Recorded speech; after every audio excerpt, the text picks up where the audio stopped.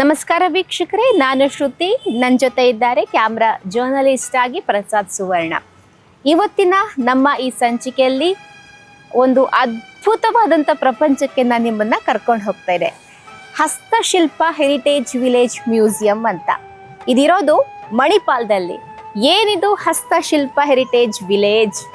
ನಿಜವಾಗ್ಲೂ ಒಂದು ಅದ್ಭುತ ಲೋಕ ಇದೆ. 6.5 ಎಕರೆಯಲ್ಲಿ ಸುಮಾರು 19 ಹಳೆಯ ಕಾಲದ, ನೂರಾರು ವರ್ಷಗಳ ಹಳೆಯ ಕಾಲದ ಮನೆಗಳನ್ನ ಇಲ್ಲಿ ಮರುಸ್ಥಾಪನೆ ಮಾಡಲಾಗಿದೆ. ಈ ಮನೆಗಳು ಇಲ್ಲಿ ಇದ್ದದ್ದಲ್ಲ, ಹೊರಗಡೆ ಬೀಳುವ ಪರಿಸ್ಥಿತಿಯಲ್ಲಿದ್ದಂಥ ಮನೆಗಳನ್ನ ದುಡ್ಡು ಕೊಟ್ಟು ಖರೀದಿಸಿ ತಂದು ಇಲ್ಲಿ ಮತ್ತೆ ಪುನರ್ ನಿರ್ಮಾಣ ಮಾಡಲಾಗಿದೆ. ಅಲ್ಲಿ ಹೇಗಿತ್ತು, ಬೀಳುವ ಪರಿಸ್ಥಿತಿಯಲ್ಲಿದ್ದಾಗ ಮನೆ ಯಾವ ಆಕಾರದಲ್ಲಿ ಇತ್ತೋ ಅದೇ ರೀತಿ ಇಲ್ಲಿ ಮತ್ತೆ ಸ್ಥಾಪನೆ ಮಾಡಲಾಗಿದೆ.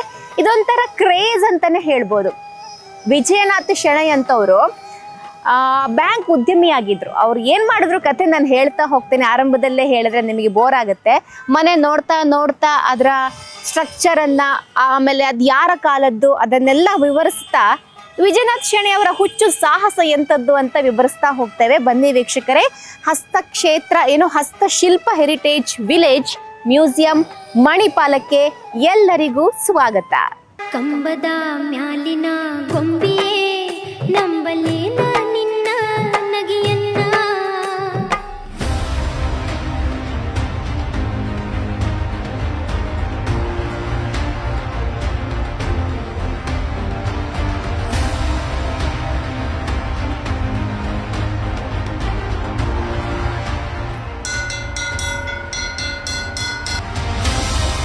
ಒಳಗೆ ಎಂಟ್ರಿ ಆಗಿದ್ದೀನಿ. ನಾನು ಆಗಲೇ ಹೇಳಿದೆ ಅಲ್ಲ, ಇದೊಂದು ಅದ್ಭುತ ಲೋಕ ಅಂತ. ಎಲ್ಲಿ ನೋಡಿದರೂ ಕೂಡ ಮರದ ಕೆತ್ತನೆಗಳಿಂದ ಮಾಡಿರುವಂಥ ಮನೆಗಳು ಕಾಣಿಸ್ತಾ ಇದೆ. ಮಧ್ಯದಲ್ಲಿ ದೇವಸ್ಥಾನ ಕೂಡ ಇದೆ. ನಾನಾಗ ಹೇಳಿದ್ನಲ್ಲ, ವಿಜಯನಾಥ್ ಶೆಣೈ ಅವರಿಗೆ ಒಂದು ಕನಸಿತ್ತು. ಏನಂತ ಹೇಳಿದ್ರೆ, ಹಳೇ ಕಾಲದ ಮನೆಗಳೆಲ್ಲ ಒಂದು ಕಡೆ ಸೇರಿಸ್ಬೇಕು ಅಂತ. ಆ ಕಾಲದಲ್ಲಿ ಕೈ ತುಂಬ ದುಡ್ಡಿತ್ತು ಅಂತಲ್ಲ, ಕೈಯಲ್ಲಿ ದುಡ್ಡಿರಲಿಲ್ಲ. ಅವರು ಸಾಧಾರಣ ಬ್ಯಾಂಕ್ ಉದ್ಯೋಗಿ ಆಗಿದ್ದರು. ಅವ್ರೇನು ಮಾಡ್ತಾರೆ, ಎಲ್ರಿಗೂ ಒಂದು ಪತ್ರವನ್ನು ಬರೀತಾರೆ. CSR ಫಂಡ್ ಇರುತ್ತೆ ಪ್ರತಿ ಕಂಪ್ನಿಯಲ್ಲೂ ಕೂಡ. ಪತ್ರವನ್ನು ಬರೀತಾರೆ, ನಾನು ಈ ಥರ ಒಂದು ಪ್ರಾಜೆಕ್ಟ್ ಮಾಡ್ತಾ ಇದ್ದೇನೆ, ಎಲ್ಲೆಲ್ಲಿ ಬೀಳುವ ಪರಿಸ್ಥಿತಿಯಲ್ಲಿ ಇದೆಯೋ ಮನೆಗಳು, ಅವುಗಳನ್ನು ನಾನು ಮತ್ತೆ ಒಂದು ಜಾಗದಲ್ಲಿ ತಂದು ಮರುಸ್ಥಾಪನೆ ಮಾಡಿ ಆ ಮೂಲಕ ನಾನು ಇತಿಹಾಸ ಸಂರಕ್ಷಣೆ ಮಾಡ್ತೇನೆ ಅಂತ ಹಲವಾರು ಕಂಪ್ನಿಗಳಿಗೆ ಪತ್ರವನ್ನು ಬರೀತಾರೆ. ಆದರೆ ಈ ಪತ್ರವನ್ನು ಎಲ್ಲರೂ ಹರಿದು ಬಿಸಾಕಿದ್ರೆ ವಿನಃ ಯಾರೂ ಕೂಡ ಆ ಪತ್ರಕ್ಕೆ ಸ್ಪಂದನೆಯನ್ನು ಕೊಟ್ಟಿಲ್ಲ. ಎಲ್ಲ ಅಂದ್ಕೊಂಡಿದ್ರು, ಇವನೇನಪ್ಪ ಹುಚ್ಚಪ್ಪ, ಈ ಥರ ಮಾಡ್ತಾ ಇದ್ದಾನೆ, ಇದೆಲ್ಲ ಸಾಧ್ಯನಾ ಅಂತ ತುಂಬ ಜನ ಇಗ್ನೋರ್ ಮಾಡಿದವರೇ ಜಾಸ್ತಿ. ಆದರೆ ಆ ಸಮಯದಲ್ಲಿ ಅವರಿಗೆ ಕೈ ಹಿಡಿದದ್ದು ಭಾರತದಲ್ಲಿರುವಂಥ ನಾರ್ವೆ ರಾಯಭಾರಿ ಕಚೇರಿ, ಡೆನ್ಮಾರ್ಕ್ ರಾಯಭಾರಿ ಕಚೇರಿ, ಫಿನ್ಲ್ಯಾಂಡ್ ರಾಯಭಾರಿ ಕಚೇರಿ. ಎಂಥ ವಿಚಿತ್ರ ಅಲ್ವಾ? ಭಾರತದಲ್ಲಿರುವ, ಕರ್ನಾಟಕದಲ್ಲಿರುವ, ಅದು ಉಡುಪಿಯಲ್ಲಿ ಇಂಥದ್ದೊಂದು ಪ್ರಾಜೆಕ್ಟ್ ಮಾಡೋದಕ್ಕೆ ವಿದೇಶದ ಫಂಡ್ಗಳನ್ನು ಯೂಸ್ ಮಾಡಿಕೊಂಡು ಇಲ್ಲಿ ಈ ಒಂದು ಐಡಿಯಾವನ್ನು ಮಾಡಲಾಗಿದೆ. ನಾನು ಹೇಳಿದ್ನಲ್ಲ, ರಾಯಭಾರಿ ಕಚೇರಿಯಿಂದ ಹಣ ಬರುತ್ತೆ ಆರಂಭದಲ್ಲಿ. ಆ ಹಣದಿಂದ ಈ ಒಂದು ಅದ್ಭುತ ಲೋಕವನ್ನು ಸೃಷ್ಟಿ ಮಾಡ್ತಾರೆ. ಅವರಿಗೆ ಆ ಸಂದರ್ಭದಲ್ಲಿ ಈ ಮಣ್ಣಿಂದ ಸಿಕ್ಕಂಥ ಬೆಂಬಲ ಒಂದೇ, ಏನು ಗೊತ್ತಾ? ಅದು 6.5 ಎಕರೆ ಜಾಗ ಕರ್ನಾಟಕ ರಾಜ್ಯ ಸರ್ಕಾರದಿಂದ ಲೀಸ್ಗೆ ಸಿಗುತ್ತೆ. ಇವತ್ತಿಗೂ ಕೂಡ ಈ ಜಾಗ ಲೀಸ್ನಲ್ಲೇ ಇದೆ. ಆ ಒಂದು ಬೆಂಬಲ ಬಿಟ್ಟರೆ ಇವತ್ತಿಗೂ ಕೂಡ ಇಂಥ ಒಂದು ಇತಿಹಾಸ ಸಂರಕ್ಷಣೆ ಕಾರ್ಯಕ್ಕೆ ಕಿಂಚಿತ್ತು ಸಪೋರ್ಟ್ ಯಾರಿಂದ ಕೂಡ ಸಿಗ್ತಾ ಇಲ್ಲ. ಹಾಗಾಗಿ ಟ್ರಸ್ಟನ್ನು ಮಾಡಲಾಗಿದೆ. ಟ್ರಸ್ಟ್ ಮೂಲಕ ಇಂಥದ್ದೊಂದು ಅದ್ಭುತ ಪ್ರಾಜೆಕ್ಟನ್ನು ಮುಂದುವರಿಸ್ಕೊಂಡು ಹೋಗ್ಲಾಗ್ತಾ ಇದೆ. ಇದಕ್ಕೆ ಎಂಟ್ರಿ ಫೀಸ್ ಕೂಡ ಇಟ್ಟಿದ್ದಾರೆ. ಎಂಟ್ರಿ ಫೀಸಿಂದ ನಾವು ಇದನ್ನು ಮೇಂಟೈನ್ ಮಾಡಬಹುದು ಅಂತ ಅವ್ರು ಹೇಳ್ತಾರೆ.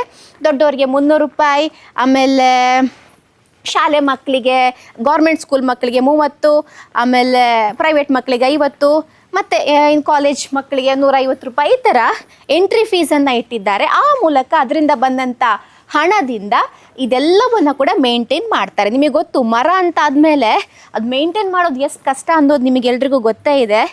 ನೋಡಿ, ಎಲ್ಲೂ ಕೂಡ ನಿಮಗೆ ಧೂಳು ಕಾಣಿಸಲ್ಲ, ಎಲ್ಲೂ ಕೂಡ ನಿಮಗೆ ಬಲೆ ಕಟ್ಟೋದು ಅಂತ ಹೇಳ್ತೇವಲ್ಲ, ಅದು ಯಾವುದು ಕೂಡ ಕಾಣಿಸೋದೇ ಇಲ್ಲ. ಅಷ್ಟು ಅದ್ಭುತವಾಗಿ ಇಂಥದ್ದೊಂದು ಲೋಕವನ್ನು ಮರು ನಿರ್ಮಾಣ ಮಾಡಿಕೊಟ್ಟಿದ್ದಾರೆ ಶೆಣೈ ಅವರು. ಎಂಥ ಒಂದು ಯೋಚನೆ! ಆ ಕಾಲದಲ್ಲಿ ನಾವೆಲ್ಲ ಹುಟ್ಟೇ ಇರಲಿಲ್ಲ, 92 ಅಲ್ಲೆಲ್ಲ. ಸೊ ಎಂಥ ಒಂದು ಅದ್ಭುತ! ನಿಜವಾಗ್ಲೂ ಹ್ಯಾಟ್ಸ್ ಆಫ್ ಆ ಮನುಷ್ಯನಿಗೆ. ಅವರು ಒಂದು 7 ವರ್ಷ ಆಗಿದೆ ದೈವಾಧೀನರಾಗಿ.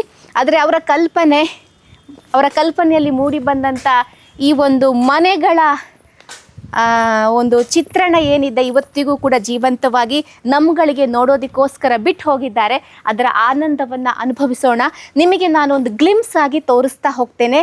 ನೋಡಿ, ಹಳೆ ಕಾಲದಲ್ಲಿ ಬಳೆಗಳನ್ನು ಮಾರಾಟಕ್ಕೆ ಇಡ್ತಿದ್ದಂಥ ಒಂದು ಅಂಗಡಿ ಹೇಗಿತ್ತು, ಯಥಾವತ್ತಾಗಿ ಆ ಸ್ವರೂಪವನ್ನು ತಂದು ಇಲ್ಲಿ ಮರುಸ್ಥಾಪನೆ ಮಾಡಿದ್ದಾರೆ. ಬಳೆಗಳಿಂದ ಹಿಡಿದು ಆ ರ್ಯಾಕಿಂದ ಹಿಡಿದು ಆ ಒಂದು ಅಂಗಡಿಯನ್ನು ಸಂಪೂರ್ಣವಾಗಿ ಮತ್ತೆ ಇದನ್ನು ಯಥಾ ಪ್ರಕಾರ ಇಲ್ಲಿ ಇಟ್ಟಿದ್ದಾರೆ. ಅದಾದಮೇಲೆ ನಮಗೆ ನೋಡ ಸಿಗುತ್ತೆ ಲ್ಯಾಂಪ್ಗಳು. ಇದು ನಮ್ಮ ಮನೇಲೂ ಇತ್ತು. ಯಾವಾಗ ಒಂದು 20 ವರ್ಷದ ಹಿಂದೆ ಕರೆಂಟ್ ಹೋದಾಗ ಸೀಮೆ ಎಣ್ಣೆ ಹಾಕಿ ನಾವು ದೀಪ ಹಚ್ತಾ ಇದ್ವಿ. ಆದರೆ ಈಗ ಅದೆಲ್ಲ ಯಾವುದು ವಸ್ತು ಸಂಗ್ರಹಾಲಯದಲ್ಲಿ ಇಡುವಂಥ ವಸ್ತುಗಳಾಗಿ ಬಿಟ್ಟಿದೆ. ನೋಡಿ, ಮತ್ತದೇ ಹಳೆ ಕಾಲದಲ್ಲಿ ಇದ್ದಂಥ ಲ್ಯಾಂಪ್ಗಳನ್ನು ಮಾರಾಟ ಮಾಡ್ತಿದ್ದಂಥ ಅಂಗಡಿಗಳು ಹೇಗಿತ್ತು ಅದಕ್ಕೊಂದು ನಿದರ್ಶನ ಅನ್ನುವಂತೆ ಅದನ್ನು ಮತ್ತೆ ಮರು ನಿರ್ಮಾಣ ಮಾಡಿದ್ದಾರೆ. ಇಲ್ಲೂ ಒಂದು ಸಣ್ಣ ದೇವರ ಫೋಟೋಗಳನ್ನು ಹಾಗೂ ರಾಜರ ಫೋಟೋಗಳನ್ನೆಲ್ಲ ಇಟ್ಟಿರುವಂಥ ಒಂದು ಸಣ್ಣ ಒಂದು ಸ್ಥಳ. ಇದು ನೋಡಿ, ಯೂನಿಕ್ ಆಗಿದೆ. ಹೆಣ್ಮಕ್ಳಿಗೆ ಬಹಳ ಇಷ್ಟ ಆಗ್ಬೋದು ಅಂತ ಅಂದ್ಕೊಳ್ತೇನೆ. ಆಭರಣಗಳನ್ನು ಇಡುವಂಥ ಪೆಟ್ಟಿಗೆ ಇದ್ದಿರಬಹುದೇನೋ, ದುಡ್ಡನ್ನು ಇಟ್ಟಿರುವಂಥ ಪೆಟ್ಟಿಗೆ ಇದ್ದಿರಬಹುದೇನೋ ಗೊತ್ತಿಲ್ಲ. ಇದೇನು ನಾವೆಲ್ಲ ನೋಡ್ತೀವಿ ಹಳೆ ಕಾಲದಲ್ಲಿ ಕುತ್ಕೊಂಡು ಬರಿತಾ ಇದ್ರು ಅಂತ, ಬಹುಶಃ ಅದಿದ್ದಿರ್ಬೋದು. ಇಲ್ಲಿ ಕುತ್ಕೊಂಡು ಬರಿತಾ, ಇಲ್ಲಿ ಬಂಗಾರ ತೂಕ ಮಾಡ್ತಾ ಇದ್ರು. ಚಿನ್ನದ ಅಂಗಡಿ ಚಿನ್ನ ತೂಕ ಮಾಡಿ ಇಲ್ಲಿ ಡ್ರಾಯರ್ ಎಲ್ಲ ಇದೆ, ದುಡ್ಡು ಇಡೋದಿಕ್ಕೆ, ಗೋಲ್ಡ್ ಇಡೋದಿಕ್ಕೆ. ಅದನ್ನು ಕೂಡ ಈಗ ಇಲ್ಲಿ ತಂದಿಟ್ಟಿದ್ದಾರೆ. ಇಲ್ಲಿ ನೋಡಿ, ಈ ಕಡೆ ಟರ್ನ್ ಆದರೆ ಮೂರ್ತಿ ಕೆತ್ತನೆ ಮಾಡ್ತಿದ್ದದ್ದು ಅದರ ಸ್ವರೂಪವನ್ನು ಇಲ್ಲಿ ಮತ್ತೆ ನಿರ್ಮಾಣ ಮಾಡಿದ್ದಾರೆ. ಇದು ನೋಡಿ, ಕೃಷಿಕರದ್ದೆಲ್ಲ ಹಾಸಿಗೆ ರಿಪೇರಿ ಮಾಡುವಂಥದ್ದು. ಓಕೆ, ಕತ್ರಿ ಸಾಣೆ ಹಿಡಿಯೋದು. ಓಕೆ, ಇದು ಮನೆ ಇದೆ, ಅಂಗಡಿ ಅಲ್ಲ. ಒಂದು ಹಳೇ ಕಾಲದ ವಸ್ತುಗಳನ್ನು ಮತ್ತೆ ಪ್ರದರ್ಶನಕ್ಕಿಟ್ಟು ಆ ಮೂಲಕ ಹಿಂದಿನ ಕಾಲದಲ್ಲಿ ಈ ಥರ ನಡೀತಾ ಇತ್ತು ಅನ್ನೋದನ್ನು ಅವರು ತೋರಿಸಿದ್ದಾರೆ. ಆ ಮನೆ ಬೇರೆ, ಈ ವಸ್ತುಗಳು ಬೇರೆ ಇದೆ. ಇಲ್ಲಿ ಶಾಲೆ, ಆಹಾ, Basel mission elementary school, bell.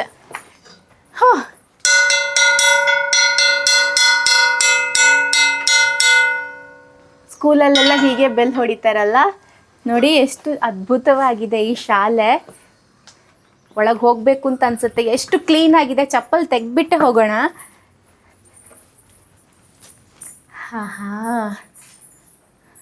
ಅಬ್ಬಾ,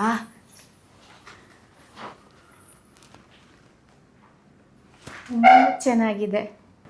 ಹರಿದೋಗಿರೋ ಕೊಡೆಗಳು, ರಸ್ಟ್ ಹಿಡ್ದಿರೋ ಕೊಡೆಗಳು, ಇದು ಕೂಡ ಒಂದು ಹಳೆ ಕಾಲದ ಒಂದು ಪ್ರತಿಕೃತಿಯನ್ನು ನಮಗೆ ತೋರಿಸ್ಕೊಟ್ಟಿದ್ದಾರೆ. ಇಲ್ಲಿ ಕೀ ಲಾಕ್ ಅಂಗಡಿ. ಹಳೆ ಕಾಲದ ಲಾಕ್ ಸಿಸ್ಟಮ್ ಎಲ್ಲ ಡಿಫ್ರೆಂಟ್ ಆಗಿದೆ. ಇವಾಗಿನ ಥರ ಡೋರ್ ಲಾಕ್, ಆ ಲಾಕು ಈ ಲಾಕ್ ಅಂತ ಎಂಥದ್ದು ಇಲ್ಲ. Okay, fine. ಸೊ ಮುಂದೆ ಹೋಗೋಣ. ವಾಸ್, ಮಡಕೆಗಳು, ಅಲಂಕಾರಿಕ ವಸ್ತುಗಳನ್ನು ಇಡ್ತಿದ್ದಂಥ ವಾಸ್ಗಳು ಮಾಡಿದ್ದಾರೆ. ಅದನ್ನು ಮಾರ್ತಾ ಇದ್ದಂಥ ಹಳೆ ಕಾಲದ ಒಂದು ಏನಿದೆ ಸ್ವರೂಪ, ಅದನ್ನು ಇದ್ದ ಹಾಗೆ ಪ್ರಸ್ತುತಪಡಿಸಿದ್ದಾರೆ. ಸೊ ಇಲ್ಲಿ ಇಷ್ಟು ನನಗೆ ಸಿಕ್ಕಿದೆ. ಅಂಗಡಿಗಳು ಹೇಗಿತ್ತು ಅನ್ನೋದು ಆ ಮೂಲೆಯಲ್ಲೂ ಕೂಡ ಒಂದಷ್ಟಿದೆ. ಇದು ನೋಡ್ದಷ್ಟು ಮುಗಿಯುವಂಥ ವಿಚಾರ ಅಲ್ಲ. ಮತ್ತೆ ನಮ್ಮನ್ನು ಕರ್ಕೊಂಡು ಹೋಗ್ತಾ ಇದೆ. ದಾರಿ ಉದ್ದ ಇದೆ. ದಾರಿ ಯಾವುದಯ್ಯ, ಹೋದಷ್ಟು ಇದೆಯಲ್ವಾ. ಓಕೆ, ಗಡಿಯಾರದ ಅಂಗಡಿ. ನನ್ನ ಎಡ ಬಲ ಎರಡೂ ಕಡೆ ಕೂಡ ಅಂಗಡಿಗಳನ್ನು ಹಳೆ ಕಾಲದಲ್ಲಿ ಹೇಗಿತ್ತು ಹಾಗೆ ಮತ್ತೆ ಮಾಡಿದ್ದಾರೆ. ಐರನ್ ಬಾಕ್ಸ್ ಇದು ಸ್ಟೈಲರಿಂಗ್, ಮಡಿಕೆಗಳು, ಲ್ಯಾಂಪ್ಗಳು, ಟೈಪಿಂಗ್ ಮೆಷಿನ್. ಹಳೆ ಕಾಲದ ಟೈಪಿಂಗ್ ಮೆಷಿನ್ ಇಲ್ಲಿದೆ. ಇದನ್ನೆಲ್ಲ ನೋಡುವಾಗ ಒಮ್ಮೆ ಮುಟ್ಟಬೇಕು ಅಂತ ಅನಿಸೋದು ಸಹಜ. ಆದರೆ ಅಷ್ಟು ಕಷ್ಟಪಟ್ಟು ಅದನ್ನು ಮೇಂಟೈನ್ ಮಾಡ್ತಾ ಇದ್ದಾರೆ. ಹಾಗೆ ನಾವು ನೋಡೋದಕ್ಕೆ ಬಂದವರು ಮುಟ್ಟಿ ಹಾಳು ಮಾಡೋದು ಬೇಡ, ದೂರದಿಂದಲೇ ಅದರ ಅಂದ ಚಂದವನ್ನು ನೋಡಿ ಖುಷಿ ಪಡೋಣ. ಇಲ್ಲಿ ನೋಡಿ, ಬಾರ್ಬರ್ ಶಾಪ್ ಇದೆ. ಈ ಕಡೆಯಿಂದ ಚಾಪೆ ಇದೆ. ಸೊ ನಮ್ಮ ಕ್ಯಾಮ್ರಾ ಪರ್ಸನ್ಗೆ ಟೋಟಲ್ ಕನ್ಫ್ಯೂಷನ್ ಆಗ್ತಾ ಇದೆ, ಎಲ್ಲಿ ತೋರಿಸೋದಪ್ಪ, ಎಲ್ಲಿ ಬಿಡೋದಪ್ಪ ಅಂತ. ಅಷ್ಟೊಂದು ಐಟಮ್ಸ್ಗಳು ಎಡ ಬಲದಲ್ಲಿ ಕಾಣಿಸ್ತಾ ಇದೆ. ಓಕೆ, ನೀವೇ ನೋಡ್ಕೊಂಡು ಬನ್ನಿ. ನಾನು ಇದಕ್ಕೆ ಮಾತಾಡ್ತಾ ಹೋದರೆ ನಿಮಗೆ ಕೇಳಿಸ್ಕೊಳ್ಳೋದಕ್ಕೆ ಸುಸ್ತಾಗ್ಬೋದು. ನೋಡ್ಕೊಂಡು ಬನ್ನಿ.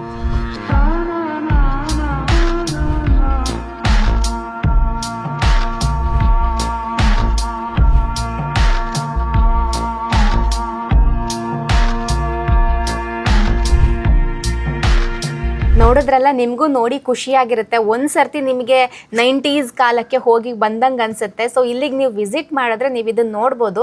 ಪ್ಲಸ್ ಅದ್ರ ಜೊತೆಗೆ ನೀವು ಇದನ್ನು ಅಡಾಪ್ಟ್ ಕೂಡ ಮಾಡ್ಕೊಳ್ಬೋದು ಅಂತ ಹೇಳ್ತಾ ಈ ಸಂಚಿಕೆ ಮುಗಿಸ್ತೀನಿ. ಮುಂದಿನ ಸಂಚಿಕೆಯಲ್ಲಿ ಅದ್ಭುತವಾದಂಥ ಒಂದಕ್ಕಿಂತ ಒಂದು ವಿಭಿನ್ನ ವಾಸ್ತುಶಿಲ್ಪವನ್ನು ಹೊಂದಿರುವಂಥ ಮನೆಗಳನ್ನು ತೋರಿಸ್ತೀನಿ ಅಂತ ಹೇಳ್ತಾ bye bye. Signing off with camera journalist Prasad Suvarna from public next. Bye bye.